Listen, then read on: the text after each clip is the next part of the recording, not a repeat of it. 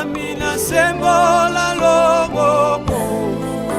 Limimi sembola loboko. Ming qui nous a été donné. Mais bien aimés dans le Seigneur, nous avons parlé sur beaucoup de choses. Permettez-moi de ne plus encore revenir sur ça et d'évoluer.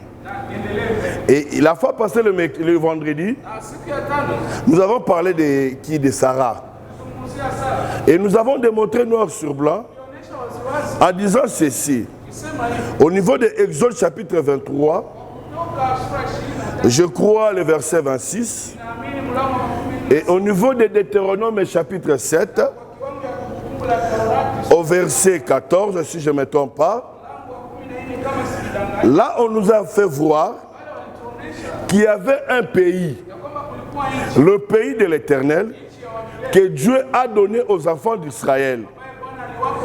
Et la Bible dit, dans ces pays-là, on ne retrouvera pas une femme qui avorte et une femme qui est stérile. Et au niveau de l'Hétéronome, on dit on n'aura pas chez toi.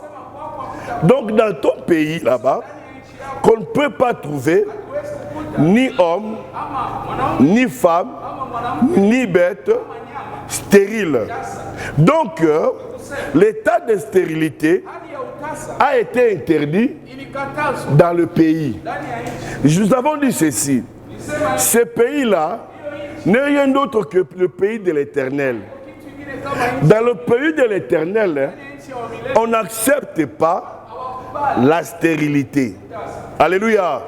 On n'accepte pas la stérilité. Et la Bible nous fait voir dans 1 Timothée, je crois chapitre 2, le verset 15. On dit ceci, néanmoins elle sera sauvée en devenant mère. Donc le salut appartient à la personne qui est devenue mère. C'est-à-dire ceci, à la personne qui a enfanté, à la personne qui a mis au monde un fils. C'est cette personne qui sera sauvée. Et nous avons dit ceci, mais bien aimé dans le Seigneur, pour entrer dans ce pays, pour entrer dans le pays de l'Éternel, il faut devenir mère. Si tu ne deviens pas mère, tu n'entreras pas. Parce qu'être stérile, c'est strictement interdit. Pour accéder, pour entrer dans le pays de l'Éternel. Mais plutôt, il faut devenir mère. Alléluia.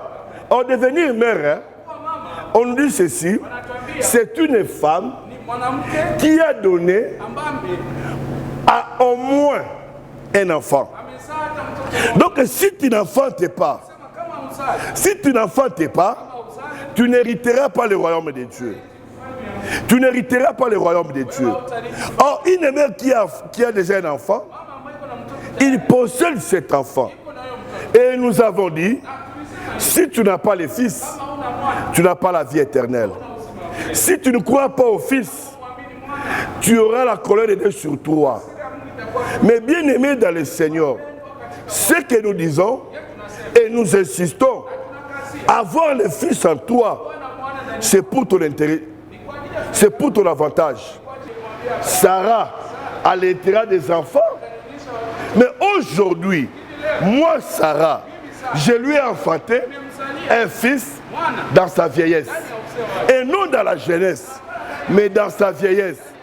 Et là-bas, mes bien-aimés, que nous devons comprendre que tous les enfants que les stériles ont mis au monde, tous ces fils-là, c'est l'image de notre Seigneur Jésus-Christ. C'est l'image de notre Seigneur Jésus-Christ. Prenons le cas d'Isaac. Prenons le cas d'Isaac. La Bible dit ceci, que Isaac, c'est celui-là, le fils de stérile qui était Sarah. Et Isaac, c'est l'image de notre Seigneur Jésus-Christ. Le premier élément qui nous a convaincus, dans la Bible, on dit Isaac, il était le fils unique de son père. Or, Jésus-Christ, lui aussi, c'est le fils unique de son père et de Dieu. Deuxième élément, frère, Isaac, il était l'holocauste, l'agneau qui devait être sacrifié. Parce que quand il montait à la montagne de Morija, Isaac a posé la question à son père. Papa, nous avons le bois, nous avons le feu. Où est l'agneau pour le sacrifice? Son père lui a dit, l'Éternel pourvoira. En montant là-bas, on connaissait que Isaac, c'est lui qui était l'agneau. Or, notre Seigneur Jésus-Christ, on l'appelle l'agneau de Dieu. S'il était sacrifié,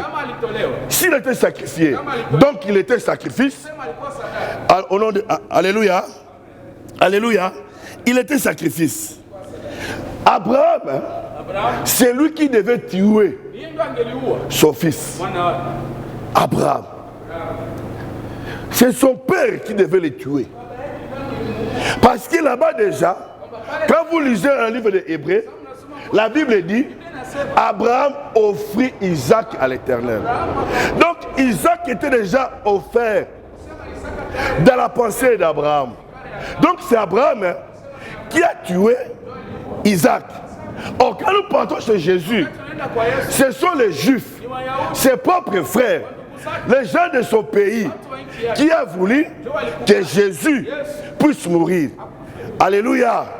Alléluia. Donc, un autre problème que nous devons comprendre, le sacrifice d'Isaac, ce n'était pas la volonté de n'importe qui. C'était la volonté de Dieu. C'est Dieu qui a dit à Abraham, tu vas m'offrir ton fils. Alléluia. Même la mort de Jésus, ce n'était pas la volonté des hommes. Ce n'était pas la volonté des hommes. Mais bien aimé dans le Seigneur, Isaac est l'image de Jésus-Christ. Un autre problème que nous devons comprendre, quand Abraham haït Isaac, la Bible souligne, Abraham avait 100 ans. Alléluia. Alléluia. Quand il montait pour aller offrir Isaac, Isaac était encore trop jeune. Mais Isaac, pendant tout ce temps, il ne s'est pas défendu. Il n'a pas refusé. De la même façon, notre Seigneur Jésus-Christ, on l'a mené à la boucherie sans rien dire. Et je me pose la question. Mais bien aimé dans le Seigneur, quel est le péché d'Isaac pour qu'il soit sacrifié? Il n'y avait pas. Même notre Seigneur Jésus-Christ, Pilate a dit, j'ai rien trouvé de crime dans cet homme. Pourquoi vous voulez le tuer? Alléluia. De la même façon qu'Isaac était lié pour être sacrifié, de la même façon que notre Seigneur Jésus-Christ a été aussi lié pour qu'il soit sacrifié. C'est très important, mon frère. C'est très important, ma soeur, que nous devons comprendre.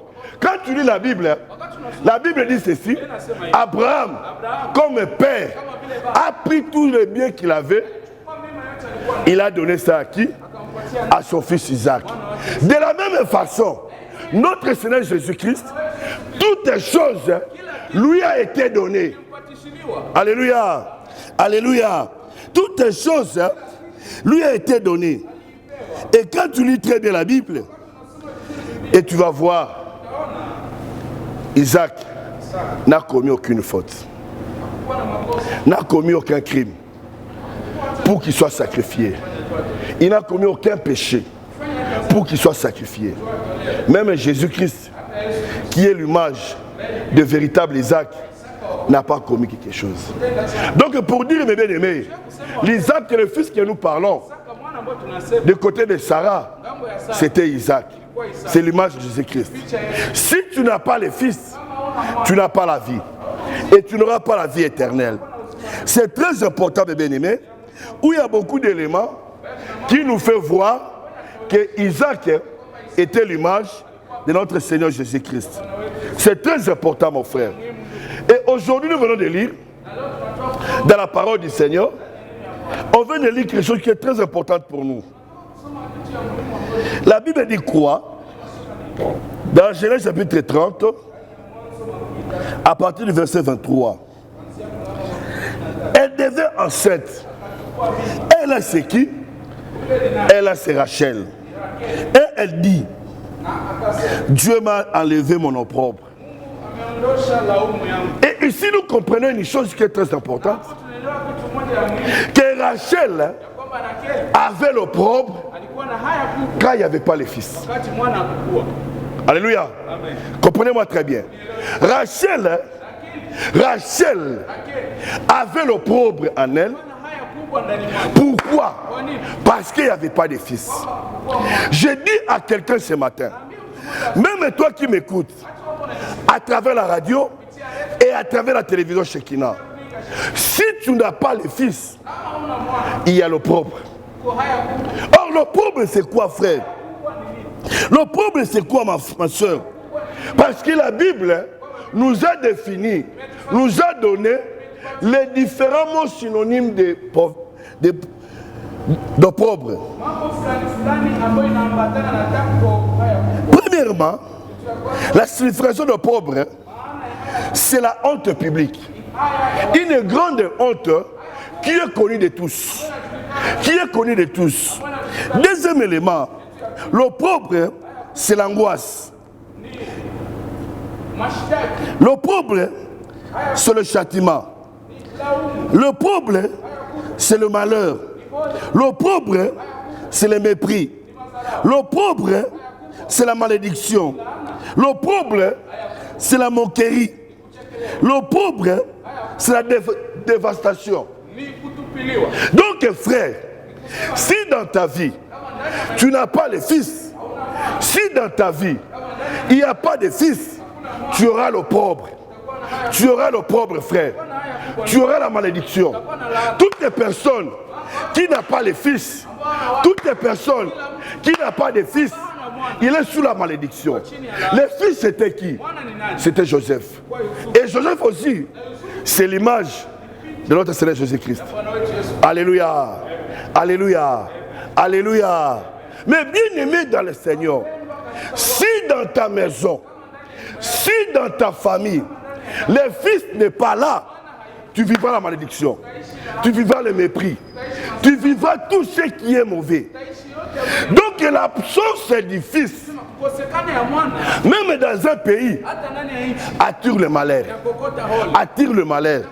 Mon frère, ma soeur, tu dois comprendre cela. Toi qui m'écoutes maintenant, la situation que tu traverses, des moments compliqués que tu traverses, regarde bien, est-ce que le Fils est en toi? Est-ce que le Fils est en toi? Ce fils-là, c'est Joseph. Or, Joseph, c'est l'image de notre Seigneur Jésus-Christ. Je te donne un certain exemple. Joseph, il était le fils de Rachel. Or, Rachel veut dire brebis. Donc, nous sous-attendons que Joseph était l'agneau. Or, notre Seigneur Jésus-Christ, c'est lui qui était l'agneau de Dieu. C'est très important, mon frère. C'est très important, ma soeur. Il y a plusieurs éléments où nous voulons gagner du temps qui démontrent que Joseph, c'est l'image de notre Seigneur Jésus-Christ. Si Jésus n'est pas en toi, il y a l'opprobre, il y a le mépris, il y a le mépris. Mon frère, ma soeur, pourquoi tu restes dans cet état sans Jésus dans ta vie? Ne crois pas, frère, de ce que tu as, de ce que tu vis, c'est ça la finalité.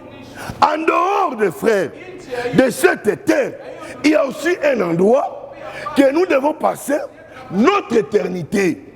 Mais si tu n'as pas les fils, mon frère, c'est fini pour toi. Je t'invite ce matin. expérimentons la parole de Dieu, ayez le Fils en toi, et tu verras, l'opprobre ne sera plus là. Le mépris ne sera plus. Tu vois quelqu'un qui a le Fils, il est même considéré dans sa famille, dans sa maison, là où il travaille, partout où il passe. Pourquoi? Il a le Fils. Parce que le Fils change. Le Fils transforme. Le Fils donne le sens dans la vie. C'est très important, mon frère. C'est très important, ma soeur, d'avoir le Fils. D'avoir le Fils. Il faut avoir le Fils en toi. Sans le Fils, c'est l'opprobre. Sans le Fils, c'est les difficultés. Sans le Fils, c'est la honte. Sans le Fils, pas de vie. Sans le Fils, pas de bonheur. Sans le Fils, il n'y a rien de bon, mon frère. Qu'est-ce que tu attends, mon frère? Qu'est-ce que tu attends, ma soeur? D'avoir le Fils. D'avoir le Fils. De recevoir le Fils dans ta vie. Dans ta vie. Pour que les choses puissent changer. La situation que tu traverses, mon frère, ma soeur, regarde bien. Est-ce que le Fils est en toi? Dans ta maison, il demeure là-bas. Dans ton travail, il est là.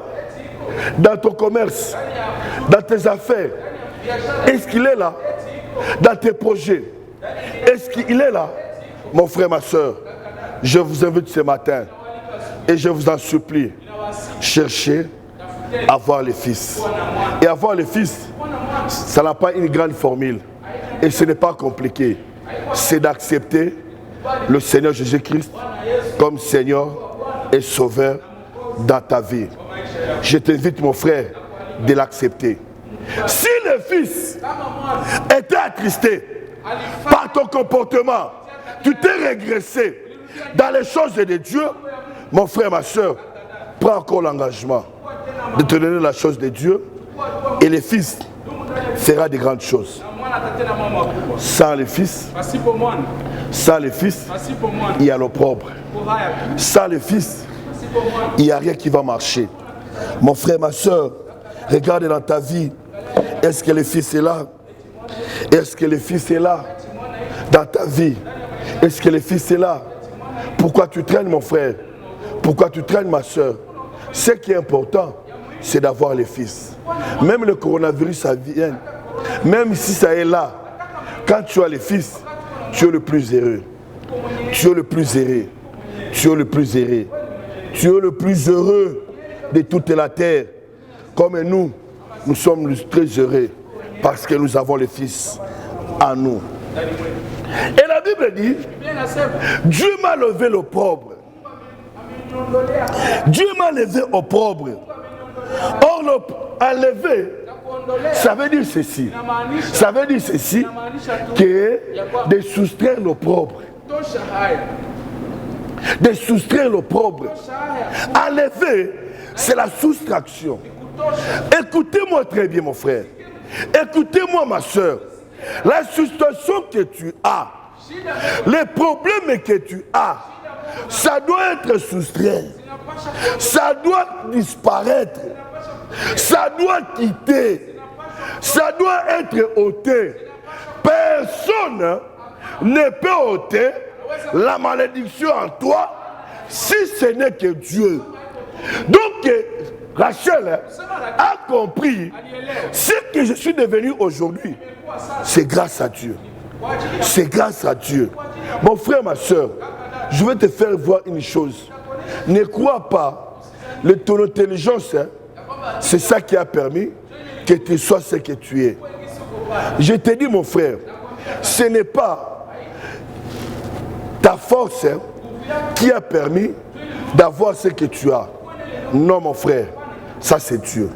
Même se réveiller comme ça, de voir ce jour, de voir ce matin, c'est seulement Dieu. Laisse que, mon frère, ma soeur, que dans ta vie, que tu sois reconnaissant et de reconnaître tout ce que tu as, tout ce que tu possèdes, ça vient de l'Éternel, ça vient de Dieu, ça vient de Dieu. De la même façon que Dieu a soustrait L'opprobre dans la vie de Rachel, c'est de la même façon que le Seigneur ôtera, enlèvera, va soustraire la malédiction en toi. C'est de la même façon que le Seigneur ôtera la malédiction dans ta famille. C'est de la même façon que l'Éternel enlèvera les mauvais comportements dans la vie de tes enfants. Ta prière d'aujourd'hui, tu vas prier: Seigneur, je te prie d'enlever tout ce qui me fait ma honte, d'enlever tout ce qui fait ma souffrance, d'enlever tout ce qui fait ma malédiction. Si même il y avait des paroles qui ont été prononcées par des personnes pour que tu sois maudit, je te dis, ce matin, l'Éternel des armées, le Dieu Tout-Puissant, il est capable d'effacer toutes ces malédictions, de détruire toutes ces malédictions dans ta vie. Si ça a été écrit dans la Bible, c'est pour nous servir d'exemple.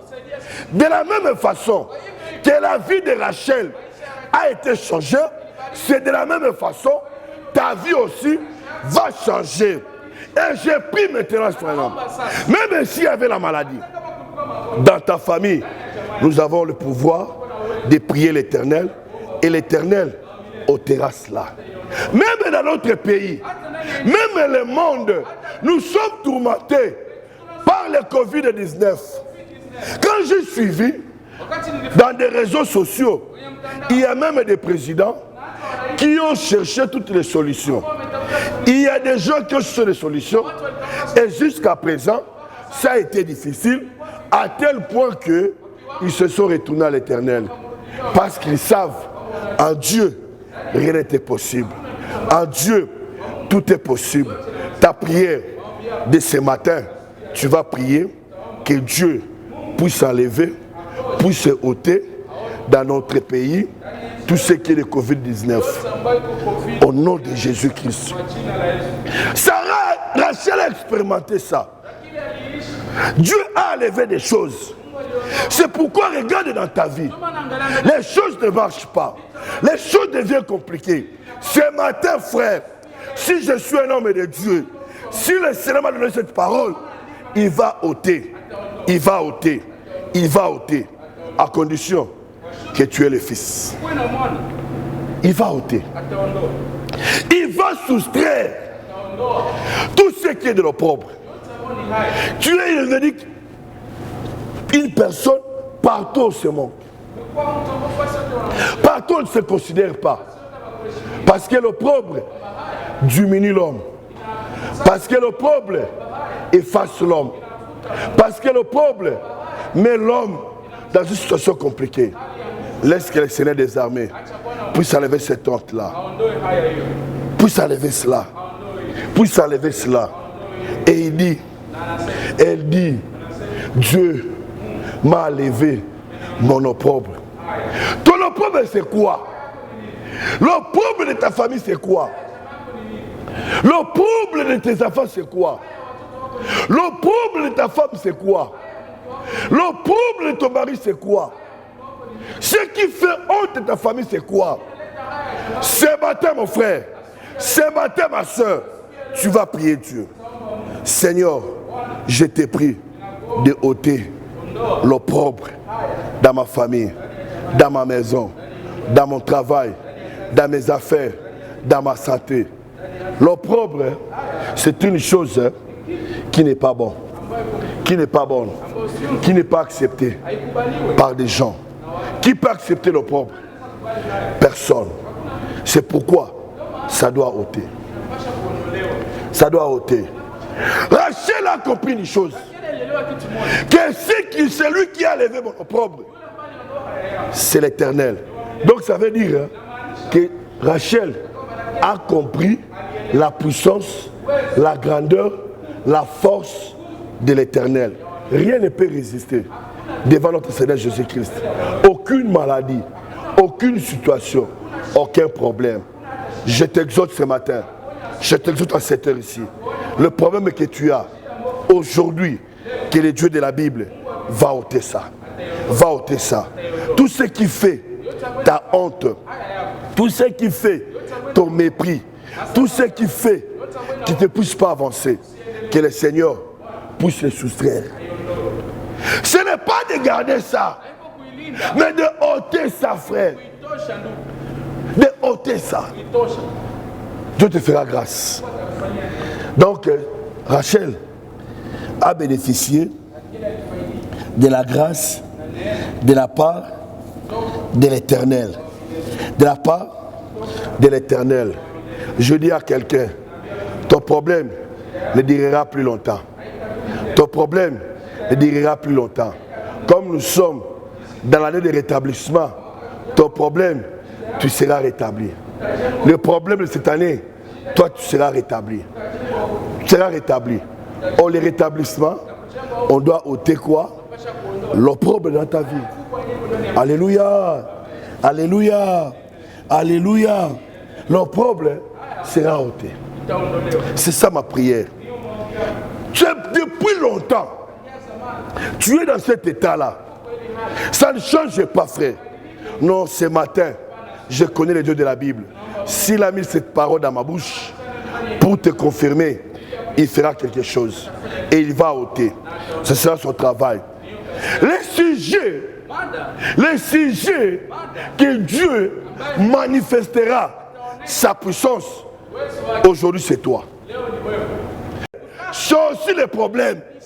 Mais mon frère, ma soeur, toi qui m'écoutes, c'est toi qui es le cible de l'Éternel dans ta vie. Il faut que Dieu fasse un travail dans ta vie, dans ta famille, dans ton travail. Alléluia.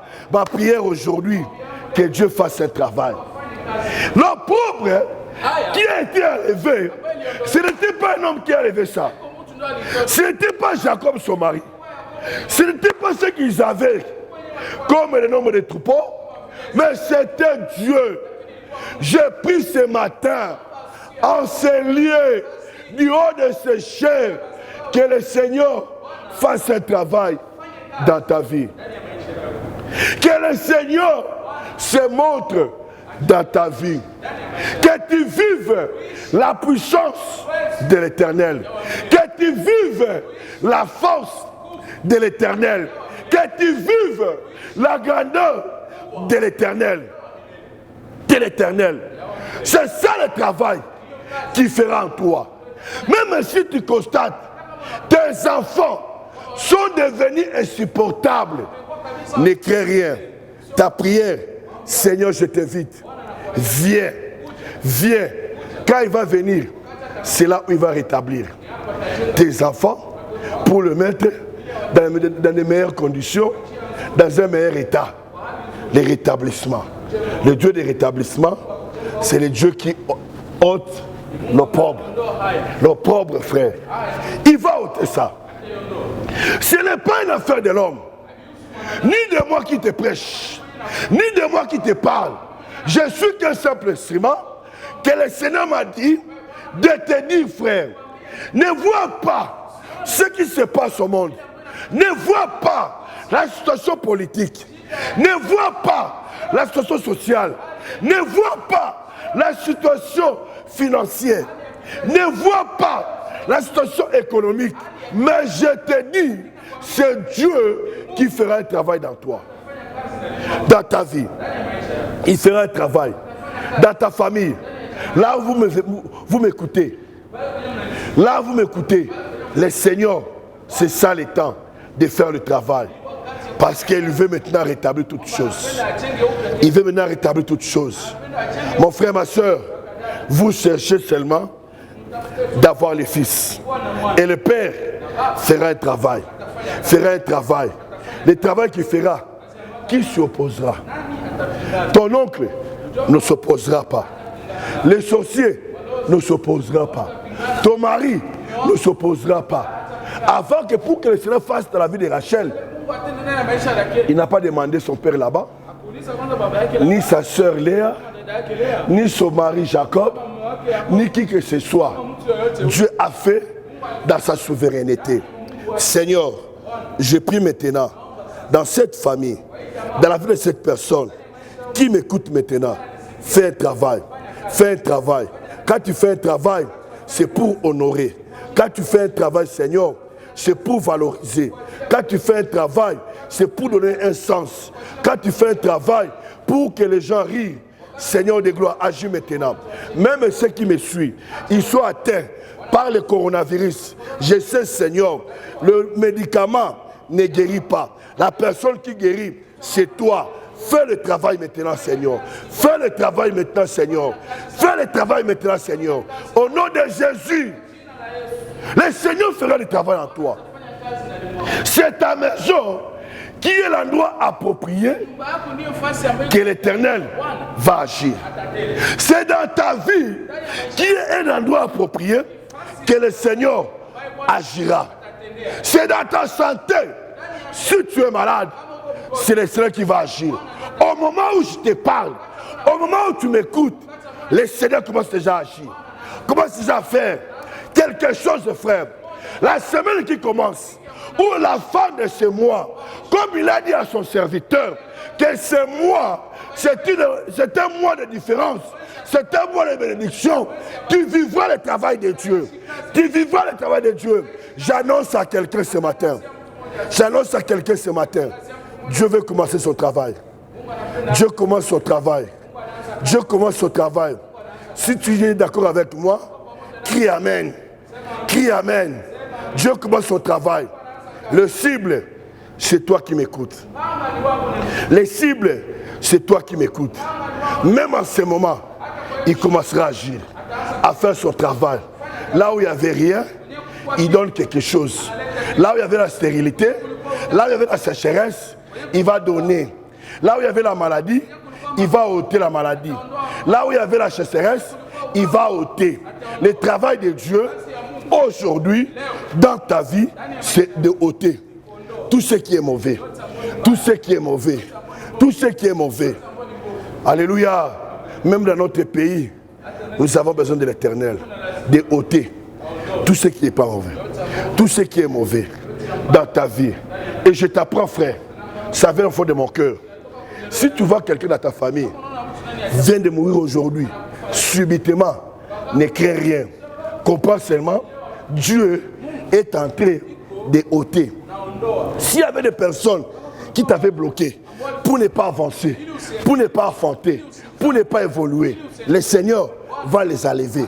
L'enlèvement, quand le Seigneur va commencer à lever, c'est pour détruire. C'est pour que ton chemin reste clair. Quand tu vois un fiancé, ton fiancé ou ta fiancée, fouille, ne crée rien. C'est le travail de Dieu, t'attends d'enlever tout ce qui est mauvais. D'ôter tout ce qui est mauvais sur ton chemin. C'est ça ma prière. Crois à cette parole.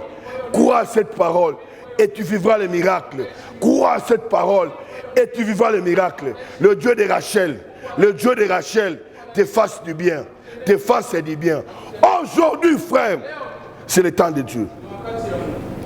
C'est le temps de Dieu, frère.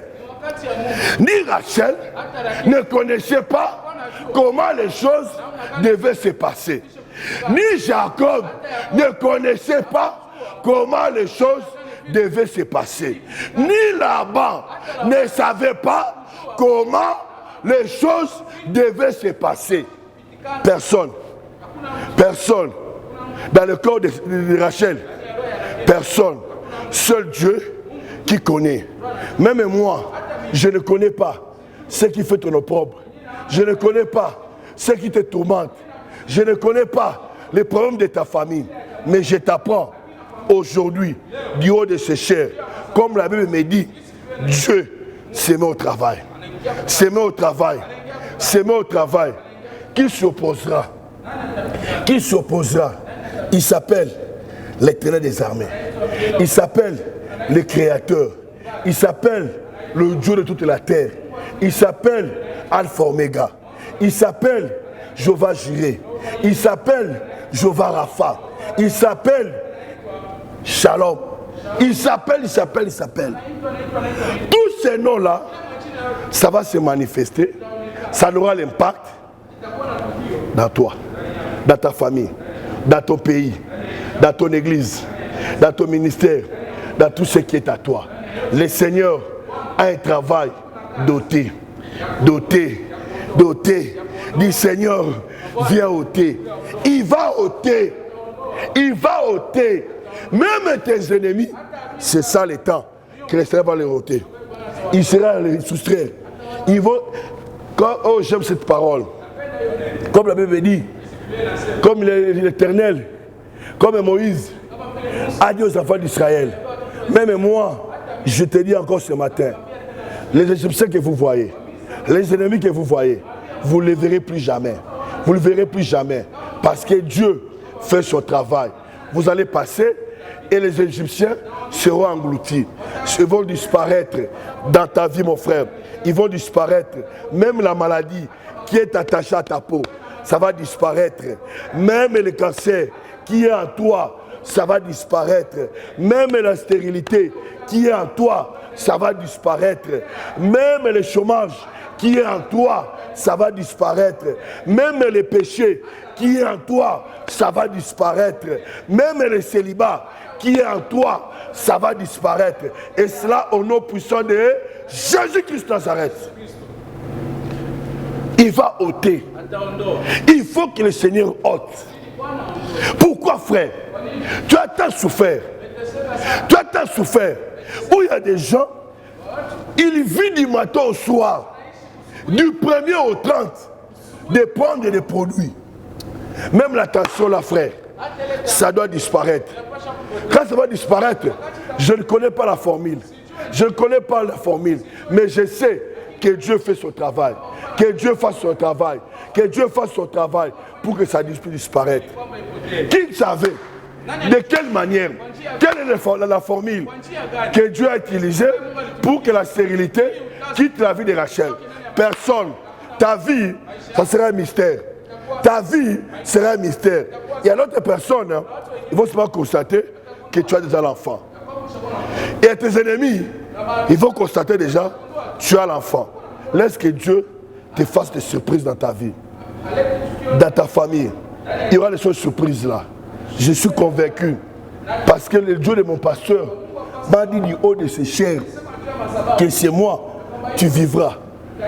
Je dis, quand je répète, comme j'ai dit le vendredi, nous ne sommes pas enseignés pour venir plaire aux gens. Nous ne sommes pas enseignés pour venir flatter les gens. Non, mon frère, c'est la vérité.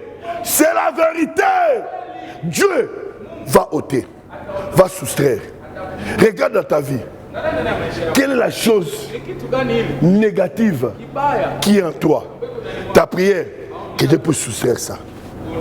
Que ce soit dans ton corps, dans ta famille, même dans notre pays. Mon frère, ma soeur, aujourd'hui j'ai réfléchi. Le diable a changé de stratégie. Les morts ou les sacrifices, ça ne se fait plus à la fin d'année, au début de l'année. Et vous constatez actuellement, il y a des choses, hein, quand nous réalisons, nous disons, ce sont des catastrophes naturelles. Et ça peut aussi les stratégies du diable. Ça peut être aussi les stratégies du diable. C'est pourquoi aujourd'hui, tu vas prier. Oh, que ce soit l'inondation. Oh, que ce soit l'éruption volcanique. Oh, que ce soit l'accident, que ce soit. Tout ce qui est des catastrophes naturelles puisse être loin de ta famille. Alléluia. Alléluia. Que ça soit éloigné. Parce que le diable utilise ça pour que les gens meurent. Et les gens des mondes de ténèbres ont sacrifié sans le savoir en disant c'était la pluie. Frère, même nous les enfants de Dieu, nous avons le pouvoir d'arrêter la pluie. Il y a des maisons détruites. Il y a des travaux détruits. Pourquoi? Parce qu'il y avait quelque chose. C'est pourquoi dans ta vie, Dieu va ôter. Que Dieu ôte maintenant. Que Dieu ôte. Que Dieu ôte. Je ne sais pas. Même tu me suis de loin. Je ne sais pas mon frère. Je ne sais pas ma soeur. Quelque chose Essaie d'examiner dans ta vie. Essaie d'examiner dans ta vie. Quelle est la mauvaise des choses qui est en toi, qui ne te plaît pas. Parce que la stérilité ne plaisait pas Rachel. Elle cherchait d'avoir l'enfant.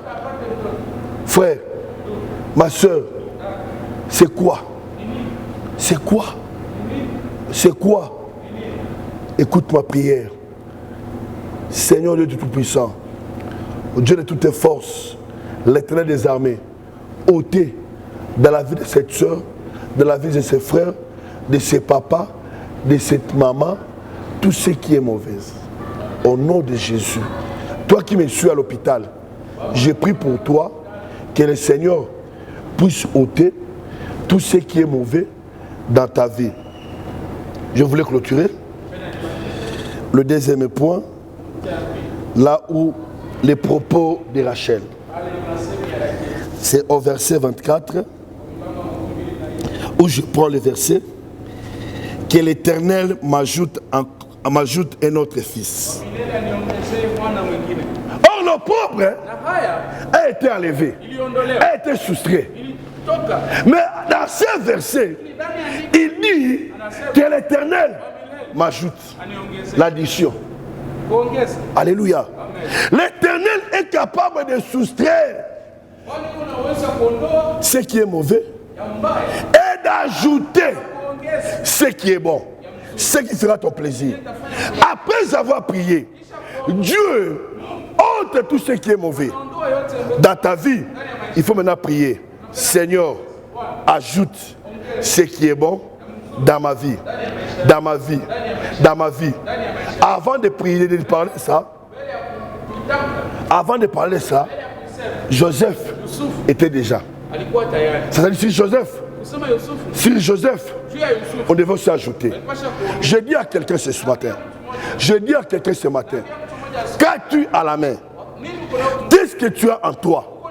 Qu'est-ce que tu as dans ta famille? Qu'est-ce que tu as, frère? Ce que tu as, ma prière, que le Seigneur ajoute. Que le Seigneur ajoute. Qu'il enlève l'opprobre, qu'il t'ajoute des grandes choses, des choses que tu n'as pas, qu'il t'ajoute. Donc que l'Éternel fasse la multiplication. Fasse la multiplication dans ta vie, dans ta santé. Que le Seigneur fasse la multiplication. Là où tu avais un, que l'Éternel puisse multiplier, puisse ajouter. La bonne santé que tu avais de 2%, que l'Éternel ajoute encore. Ce matin, nous avons des sujets de prière. La première des choses, que le Seigneur ôte ce qui est mauvais. Et la deuxième des choses, que le Seigneur ajoute sur ce que tu as. Si tu as un, ma prière, ce matin et en ces lieux, que le Seigneur ajoute. L'Éternel ne peut pas ajouter là où il n'y a rien. Tu as quelque chose, mon frère. Tu as quelque chose, ma soeur. La chose que tu as, ou le bien que tu as, ma prière, que le Seigneur ajoute. Si tu as le souffle de vie, que le Seigneur ajoute des jours et des jours. Que le Seigneur ajoute dans le corps que tu as des bonnes choses qui fera ta joie. Lève-toi là où tu es, mon frère. Lève-toi là où tu es, ma soeur. Je vais prier avec toi à travers la radio et la télévision Shekinah. Même vous qui nous suivez à travers notre page YouTube, nous vous demandons de prier aussi avec nous. Première c'est des prières. Regarde dans ta vie. Toutes choses que tu constates que c'est mauvais et ça ne te plaît pas, que le Seigneur puisse enlever cela. Puisse enlever cela dans ta vie, dans ta maison, dans ta famille, dans ton pays, dans ton église, que le Seigneur puisse ôter cela. Au nom de Jésus. Commence à prier. Commence à prier. Commence à prier. Ma prière, que le Seigneur fasse son travail dans ta vie, dans ta santé, dans ta maison. dans ton pays, dans ta ville, que le Seigneur fasse son travail. Le premier travail, déroter tout ce qui est mauvais. Seigneur, ôte cela, ôte cela, ôte cela. Au nom de Jésus, au nom de Jésus. Toi la maladie, toi la tuberculose, je ne sais pas ton nom, même des myomes, au nom de Jésus, sois ôté, sois ôté, sois ôté, sois ôté, sois ôté, sois ôté, au nom de Jésus. Amina sembola loboko, limimi sembola loboko.